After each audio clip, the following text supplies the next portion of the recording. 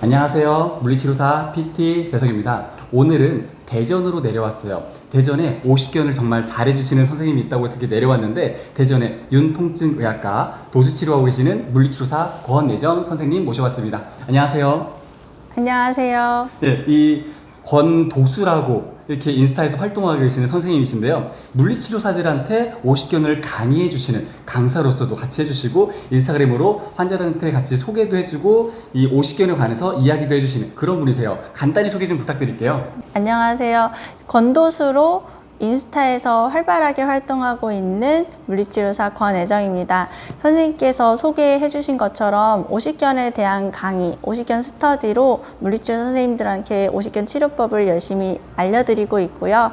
그리고 지금은 유튜브 준비하면서 열심히 공부하고, 앞으로는 많은 치료 이야기, 오십견뿐만 아니라 다른 치료 이야기들도 많이 알려드리려고 준비 중이니까 많은 관심 부탁드립니다. 물리치료사 권도수입니다. 오늘 많은 가르침 부탁드리겠습니다. 네.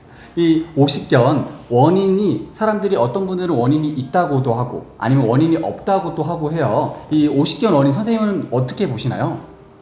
오십견은 다양한 원인이 있는 걸로 알려져 있고, 그리고 한편에서는 뭐 1차성 원인, 2차성 원인 이렇게 말을 하고 있는데요. 제가 임상적으로 봤을 때 오십견은 말씀처럼 엄청나게 많은 질환들, 어깨 질환에는 굉장히 많은 것들이 있잖아요. 회전근개 질환, 또는 충돌증후군, 석회성 건염, 또는 뭐 트라우마, 우리 외상이 있을 수도 있고요. 또는 수술 후에 고정을 잘못해서 고정을 오래 하다 보니 염증이 퍼지면서 오십견이 되는 경우도 있습니다. 이렇듯 다양한 원인들에 의해서 오십견이 발병이 되는데, 오십견이라는 게 관절낭에 염증이 생기는 거잖아요. 그래서 관절낭에 염증이 생기면서 이 섬유화 반응에 의해서 관절이 유착되게 되는데, 이것이 시작되는 점이 바로 오십견의 시작이에요. 그래서 원인을 직접적으로 본다면 관절낭에 염증이 생기는 것이 원인으로 확인을 할 수가 있습니다. 그러니까 이 관절낭에 염증이 생기는 게 오십견의 직접적인 영향이고, 거기에 대해서 여러 요소들, 이제 어깨에 대한 다양한 질환들이 거기에 영향을 줄 수 있다, 이런 이야기죠. 네, 맞습니다. 네, 그러는 오십견에 대한 치료법은 어떻게 하는 게 좋을까요? 오십견이라는 게 관절낭에 염증이 생기면서 유착이 되는 거잖아요. 그렇기 때문에 이 염증도 치료를 해야 되고요. 유착된 부분도 치료를 해 나가야 됩니다. 그래서 염증이 있는 부분은 분명 우리 도수 치료를 해줄 수 없는 부분이기 때문에 시술, 수술 뭐 이런 걸 하는 의사 선생님한테 가셔가지고 주사 치료 또는 약물 치료 이런 것들을 통해서 더 좋아지게 할 수가 있고요. 그래서 통증을 호전시키고 염증 반응이 호전이 되면 반드시 이 유착이 되어 있는 것도 훨씬 더 잘 풀어내기가 수월해집니다. 반면에 유착된 부분을 치료를 하려면 도수 치료가 좀 불가피하게 필요한 경우가 많습니다. 그래서 관절낭에 스트레칭을 해주고 늘려주게 되는데요.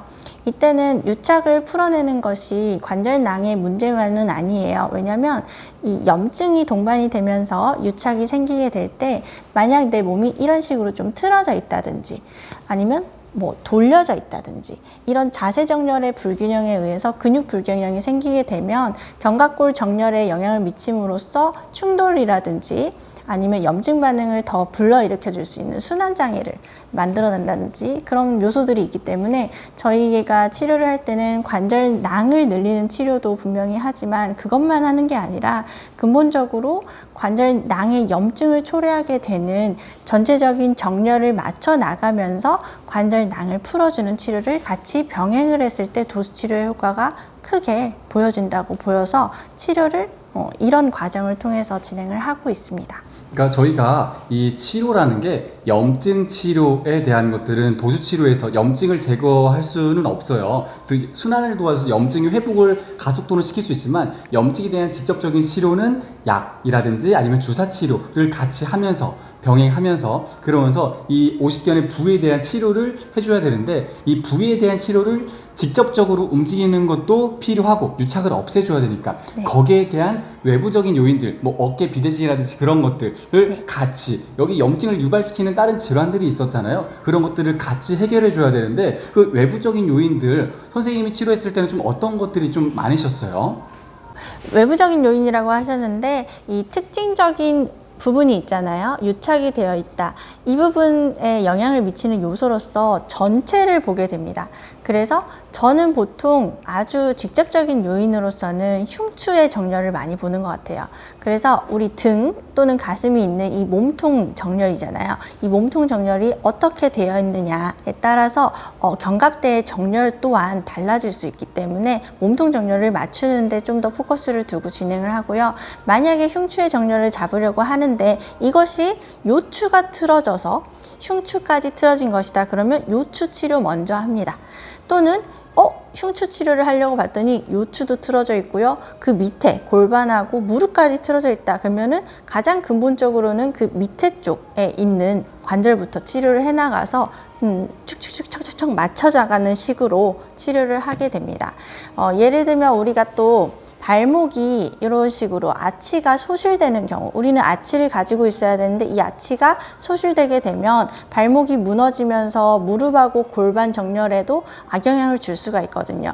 그러면 이 정렬이 틀어지게 되면서 견갑대의 정렬도 틀어질 수 있기 때문에 이런 경우에는 발부터 또 치료가 들어가게 됩니다.